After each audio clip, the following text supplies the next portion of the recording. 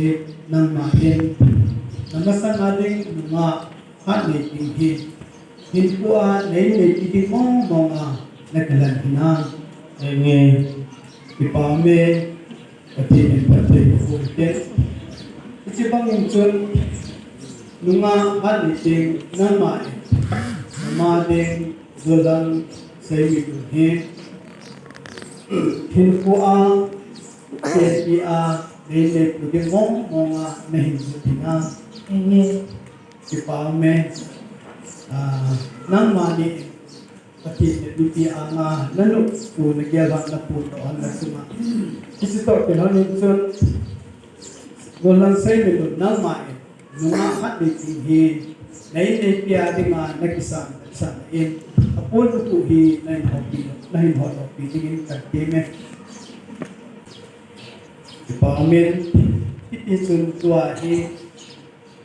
pagkain na itip na nanayuhandik na hitasin nang mani nakudit lang siya ng tutuhan na nakitip na hang napuntingin kagtime amasan walang sa lunit kadungin suy pumin nakitip na napuntingin kagtime Tema sa milong hapigin nang anipin pong sahi hilpua ngay duting le sen pong piding Nonihihan Tani hizong le Hau na ding hihan Wajit na ding hizong le Dampet hihan Damo pat hilet Mitson lang Elbaizong lechun Patin tuin Asay banga Tina Ikan kilawa Kanlaw tingin Pagkain minin Katitime Ipame Nakitip na patin Pitin Nasupulipitahan Doon Nungahan Tingin zang kanunghin suy pumin nakipagkain nga nakitip na napuno tingin kahit time kay ani tingin nang say minunhi hinpua ngay lutile sabol dile cempong pidingin nunihihan lang dani hizong le hau na ding hihan lang bai che na ding kuna ang ngayon kagat sa kay male kanay daw si zong nangakahita may dang daw si nga atiya kigela Nangadinga Tingkahita Apapatin Sapapati Sule Hagaw ting patin mina Kitipahi Nakitip na patin na po pitin kasupulipihan lang doon mga tingin zang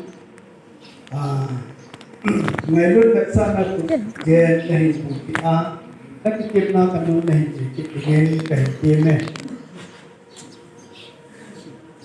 Kay panay tingin nang say minuhi kitsikutsim kabupi ako na pangaydot kagat saan Abraham asarain Abraham apatin banga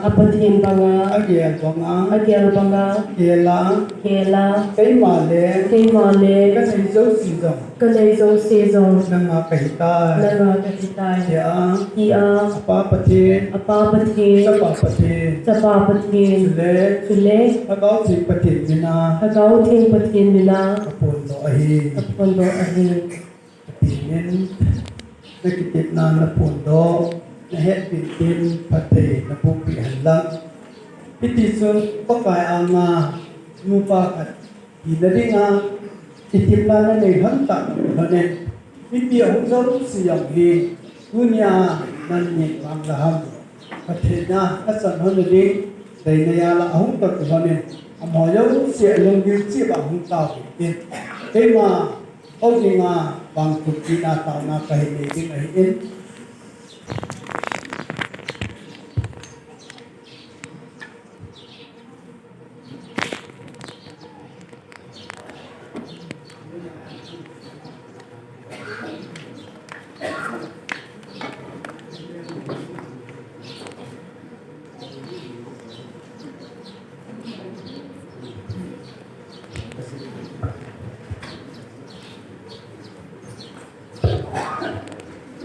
thiên ra nam võ san phương chuyện như thế số cái pa số những luôn số cái nô hạt tiếng quý sĩ của na phát thị bút phát thị nhất là bằng kỳ hiện là chân kia hiện quý lúc là phát thị là hiện quý lúc phát thị quý này hiện của ai nga cái na cái cuộc sống này ni chân kia hiện quý lúc phát thị lâu pin lên cho nên cho anh cho mình cái chân chân là hiện quý phát thị nên của ban hiện của dòng phát thị là phụ huynh sẽ đến làm cái họ làm dan thina hisiana hin kusona in namakayo din nupa kat hina ke ngayon na kinunsit na manggay hila ke ngayon na rin namakuha din pathinin sale na dukin pathinin pathi na buhan din hindi chun nila nga sila che nila sa ninghin na pathi na buhan din nakihinalam naman na pathinin pathi na buhan lang nang misalin isun Kristen isun katundon sindon umadlang sala na kiling ta kulit sa nang niya ako nang isintina patilin na bumayan lang Kristen isun nung ta katin sindo patilaw kina hilam sangjing digi nang ni kunia patil kunan kuling set sa mandigi papay mo na ahong tao na ohi Ito kinunin sa upati epa napatay ko na kasing pugin namingay doon na kasing pugin naute ni salin again very na milog dito tapos nang manihi pagka tunisan kaya yung pati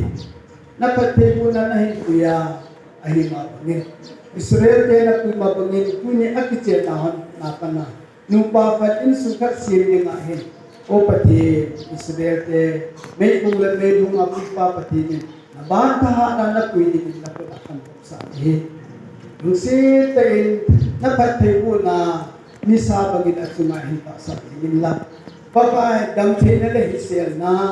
pagka kingaylon nila kinunsit na witan lo hila pankom na ng manpati na bubigyan sa tabi. Yung sitain sana na yung pati po lang. Pagka mimli sa amin ang patipod lang, sila siya nilang patipod lang, nailangan siyang tahin man ng matipid lang. Pagka